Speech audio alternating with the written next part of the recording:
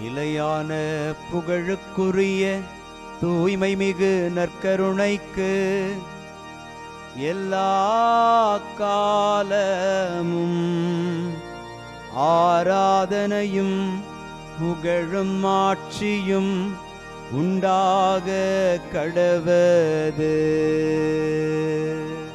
நிலையான புகழுக்குரிய தூய்மை மிகு நற்கருணைக்கு எல்லா காலமும் ஆராதனையும் புகழும் ஆட்சியும் உண்டாக கடவது.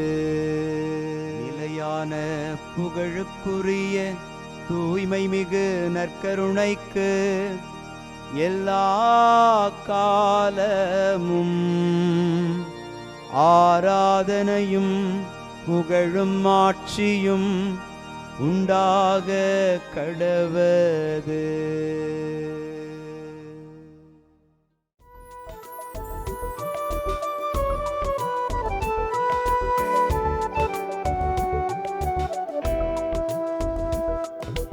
எபினேசரே ஆராதனை, என் துணையாளரே ஆராதனை. எபினேசரே ஆராதனை, என் துணையாளரே ஆராதனை.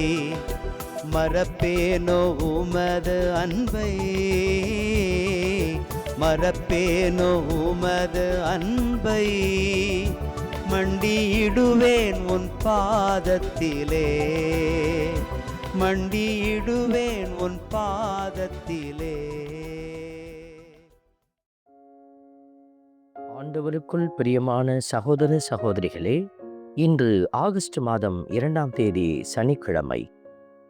யூபிலி ஆண்டில் நீங்கள் உங்கள் நிலப்பகுதிக்கும் உங்கள் இனத்தாரிடமும் திரும்ப வேண்டும் என்கிற வார்த்தைகளை லேவியர் நூல் இன்று நமக்கு வெளிப்படுத்தும் இந்த சிறப்பான நாளில் நாமும் இந்த யூபிலி ஆண்டில் ஆண்டவரிடத்தில் திரும்ப வேண்டும் என்கிற உணர்வோடு அவர் திருமுன் பணிந்து நிற்கிறோம். இறைவன் இன்று உங்களை அவர்பால் ஈர்த்து கொள்கிறார்.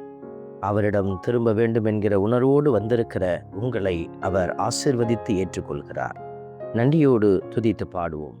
கடவுளே, மக்களினத்தார் உம்மை புகழ்ந்து போற்றிடுவர்.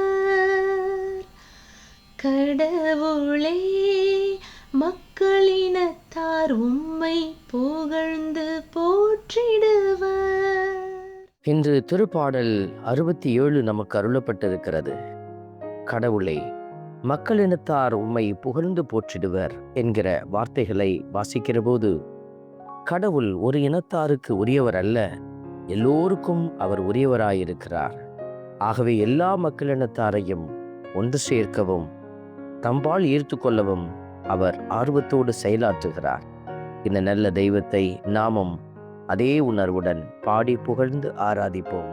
கடவுளே, மக்களினத்தார் உம்மை புகழ்ந்து போற்றிடுவர். கடவுளே, மக்களினத்தார் உம்மை புகழ்ந்து போற்றிடுவர். திருப்பாடலின் வரிகள் நமக்கு உரைக்கிறது.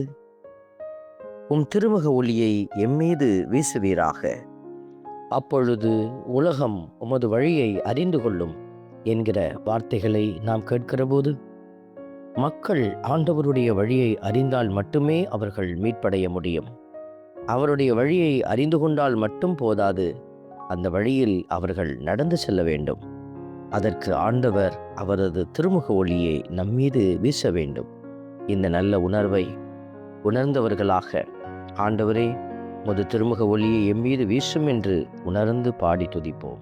கடவுளே, மக்களினத்தார் உம்மை புகழ்ந்து போற்றிடுவர். கடவுளே, மக்களினத்தார் உம்மை புகழ்ந்து போற்றிடுவர். கடவுள் நமக்கு ஆசி வழங்குவாராக. உலகின் கடை எல்லை வரை வாழ்வோர் அவருக்கு அஞ்சுவாராக என்கிற வார்த்தையின்படியாக எல்லா மனிதரும் கடவுளுக்கு அஞ்சி வாழ வேண்டும்.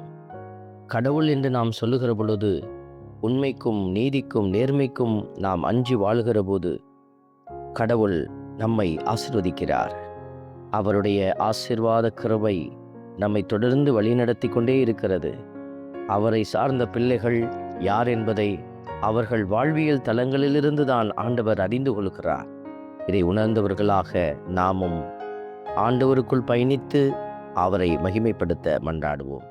கடவுளே, மக்களினத்தார் உம்மை புகழ்ந்து போற்றிடுவர்.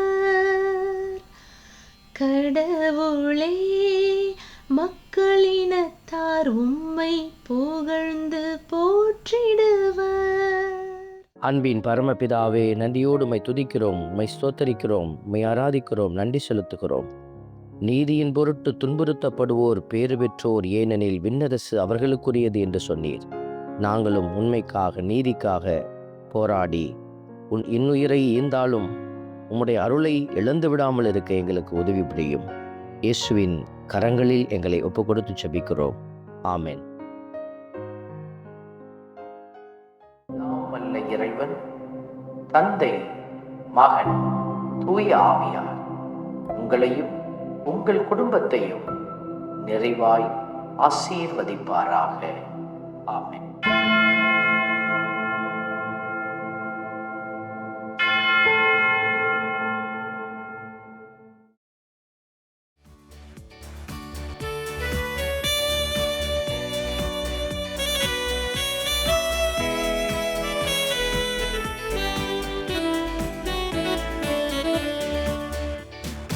இஸ்ரவேலின் துதிகளுக்குள் என்றும் வாசம் செய்பவரே, உம்மை நம்பி வந்த யாவருக்கும் என்றும் நன்மைகள் செய்பவரே, உம்மை என்றென்றுமே என்றென்றுமே பாடி புகழ்ந்திடுவோம். உம்மை எந்நாளுமே எந்நாளுமே ஆராதனை செய்குவோம். உம்மை என்றென்றுமே என்றென்றுமே பாடி புகழ்ந்திடுவோம். உம்மை எந்நாளுமே எந்நாளுமே ஆராதனை செய்குவோம். ஆராதனை ஆராதனை ஆராதனை உமக்கே. அல்லேலூயா அல்லேலூயா, துதி மகிமை உமக்கே. ஆராதனை ஆராதனை ஆராதனை உமக்கே. அல்லேலூயா அல்லேலூயா, துதி மகிமை